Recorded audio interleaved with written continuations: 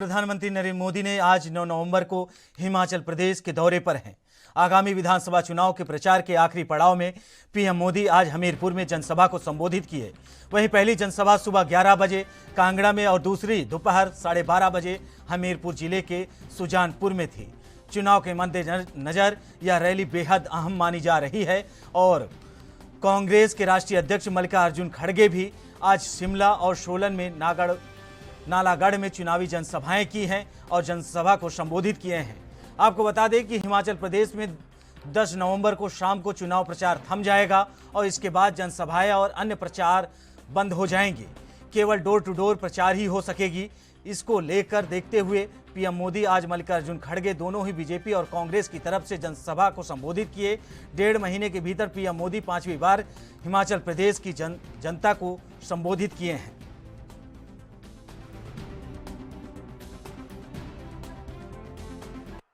आजादी के बाद 2014 तक देश में पुलिस सेवा में लगभग 1 लाख बेटियां थी। यानी इतने सालों में 1 लाख बेटियां। हमने बीते 8 साल में ये संख्या लगभग 2.25 लाख हो चुकी है। 2.25 लाख यानी 2 गुनी से भी ज्यादा। इसी प्रकार केंद्रीय बलों में भी बेटियों की भागीदारी 17,000 से बढ़कर के 35,000 से ज्यादा हो चुकी है और ये लगातार बढ़ रही है। साथियों, बीते 8 वर्षों में महिलाओं की सुविधा, बेटियों की पढ़ाई और कमाई के लिए केंद्र सरकार ने लगातार काम किया है। इन्हें अब हिमाचल भाजपा नई बुलंदी दे रही है।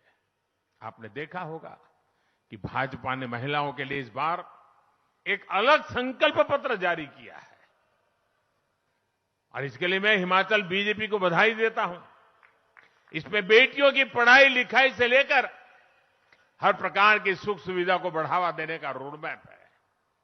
ये दिखाता है कि भाजपा महिलाओं की समस्याओं और उनसे जुड़े विषयों को लेकर कितनी प्रतिबद्ध है। माताओं, बहनों, बेटियों के लिए ऐसे काम तब किए जाते हैं जब मन में सेवा का भाव होता है, माताओं, बहनों, बेटियों की समस्याओं का एहसास होता है। आज पीएम आवास के घर में महिलाओं को हिस्सेदारी देने वाली भाजपा है। रसोई के धुएं से घर को मुक्त कर गैस कनेक्शन देने वाली भाजपा है। हर घर नल से जल देने का अभियान चलाने वाली भाजपा है। घर घर शौचालय की सुविधा बनाने वाली भाजपा है। घर घर सौभाग्य का बिजली कनेक्शन पहुंचाने वाली भाजपा है। कोरोना के इस मुश्किल समय में हर गरीब को मुफ्त अनाज देने वाली भी भाजपा ही है। भाइयों बहनों, मेरा पूरा विश्वास है देश में जो भी छोटे राज्य हैं, जो हिमालयी राज्य हैं, उन सब के लिए हिमाचल प्रदेश अग्रिम पंक्ति का रोल मॉडल बन सकता है। विकास के मामले में, टूरिज्म के मामले में हिमाचल सभी छोटे राज्यों के लिए नई प्रेरणा बन सकता है। पहाड़ी राज्यों में जो कनेक्टिविटी होती है, रोड, रेल, रोपवे, इन सब चीजों में हिमाचल प्रदेश एक रोल मॉडल के रूप में आगे बढ़ सकता है और हम उसी तरफ पिछले 5 साल में लगातार ले जा रहे हैं और आने वाले 5 सालों में ये चीजें हम सिद्ध कर करके रहेंगे। ये मैं आपको विश्वास दिलाने आया हूं। वहीं इस खबर पर अधिक जानकारी के लिए हमारे संवाददाता हमीरपुर से विशाल राणा जोड़ रहे हैं।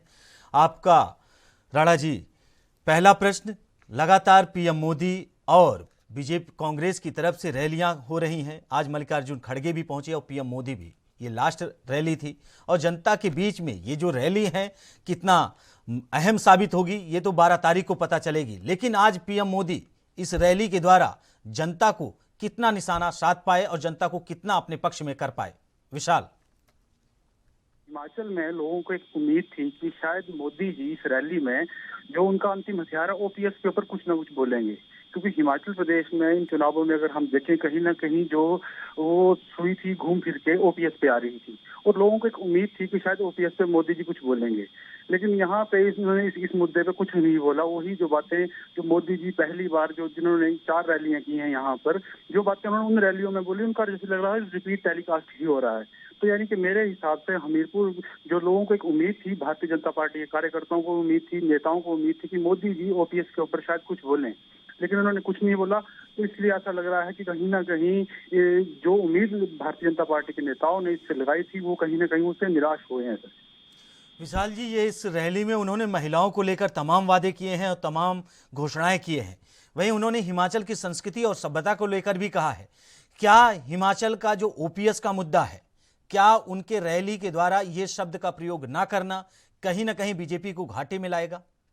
निसंदेह रूप से सर ये जो है ये बिल्कुल घाटे में लेके आ रहा है। और महिलाओं की जो बात कर रहे हैं, कांग्रेस ने अपने घोषणा पत्र में जब इन्होंने घोषणा की है कि हर महिला को 1500 रुपया देंगे ये, तो यानी काउंटर करने के लिए मोदी जी इनके उसमें जो है चुनावी घोषणा पत्र में उन्होंने बोला है कि एक स्कूटी दी जाएगी हर एक महिला को, लेकिन वो भी बिल्कुल क्लियर इन्होंने उसमें लिखा है महिलाओं के लिए। और सबसे बड़ी बात जो कांग्रेस यहाँ पे महिलाओं के लिए मुद्दा बना रही है वो मुद्दा ये है कि इन्होंने पिछले कुछ दिनों पहले एक भर्ती योजना की गई जिसमें महिलाओं से सीमेंट की बोरियां सिर पे बिठा करके उनको परेड करवाई गई, उनसे रेस लगवाई गई है। तो इसलिए कांग्रेस ने इस जो महिलाओं के मुद्दे को अपने तरीके से काउंटर कर रही है और कांग्रेस कहीं ना कहीं इस बार आक्रामक रूप में पूरे उसमें कहते इनकी जितने भी कांट है वो हर बार हर एक जो मुद्दा ये लेके आ रहे हैं उस यानी कि बोल सकते हैं कि इस बार कांग्रेस इनकी हर बोल पे 6 लगा रही है सर। विशाल, वहीं अगर मौजूदा हालत की हिमाचल की बात करें, जमीनी हकीकत की, तो हिमाचल का चुनाव बीजेपी वर्सेस कांग्रेस है, ये सबको पता है। लेकिन 2 दिन बचे हैं मतदान में। क्या आपको लगता है कि कांग्रेस फ्रंट फुट पे पहुंच रही है या फिर बीजेपी फ्रंट फुट से खेलेगी? देखिए ऐसा है कि कहीं ना कहीं इस पूरे चुनाव में एक बात तो मानने वाली है कि यहाँ पे भारतीय जनता पार्टी ही बिल्कुल सेंटर में रहेगी। यहाँ तो लोग भारतीय जनता पार्टी को जिताएंगे या भारतीय जनता पार्टी को हराएंगे। कि कांग्रेस का ये समस्या ये रह रही है कि कांग्रेस का संगठन बिल्कुल कमजोर है। यहाँ पर जिस प्रकार से कांग्रेस को इकट्ठे होकर चलना चाहिए वैसा नहीं चल पा रही है। भारतीय जनता पार्टी इसके विपरीत जो है, भारतीय जनता पार्टी का संगठन बिल्कुल स्ट्रांग माना जा सकता है। राष्ट्रीय अध्यक्ष यहाँ से आते हैं, केंद्रीय मंत्री अनुराग ठाकुर यहाँ से आते हैं। लेकिन यहाँ पे समस्या ये आ रही है कि जो लोगों यहाँ पे हिमाचल प्रदेश में जो एम्प्लॉय तबका है वो कहीं ना कहीं भारतीय जनता पार्टी से दूर जाता हुआ दिखाई दे रहा है और इसका खामियाजा भारतीय जनता पार्टी को स्पष्ट रूप से फील्ड में दिखता मिल रहा है। हालांकि एम्प्लॉयज अभी खामोश हैं, सब कुछ उन्होंने कुछ तरह से नहीं है, लेकिन हम जब फील्ड में जाते हैं तो एक ही मुद्दा हट फिर के आ रहा है, ओपीएस और महंगाई और महिला सुरक्षा और वो जो मुद्दे बात के हैं। लेकिन ओपीएस आप देखिए, इसमें एक जो मैं बार बार इस बात को ये कह रहा हूँ कि जो ओपीएस के एम्प्लॉयज हैं लगभग पूरे प्रदेश में 1,20,000 से 1,25,000 के करीब हैं। यानी एक कंस्टिट्यूंसी में 1,500 होंगे और 1,500 कम 4 से भी गुणा करते हैं तो कांग्रेस में 6,000 प्लस चल रही है हर कंस्टिट्यूंसी में। एक बात ये माननी पड़ेगी। तो कहीं ना कहीं भारतीय जनता पार्टी मोदी जी की रैली का ये निकल रहा है कि मोदी जी कहीं ना कहीं इस बार हिमाचल के लोगों की नब्ज पकड़ने में नाकाम रहे हैं। क्योंकि हमें उम्मीद थी कि शायद मोदी जी लास्ट बार जो अंतिम रैली थी उनकी आज प्रदेश में तो कुछ ना कुछ करेंगे, लेकिन ऐसा कुछ नहीं हुआ है। ये बात है। विशाल, आपका बहुत बहुत धन्यवाद, आप हमारे साथ जुड़े। वहीं आपको बता दें कि हमीरपुर में आज पीएम मोदी की रैली थी जिसमें जनसभा को संबोधित करते हुए उन्होंने कांग्रेस को लेकर कई आरोप भी लगाए। वहीं महिलाओं को लेकर उन्होंने दम भरा और घोषणाएं की।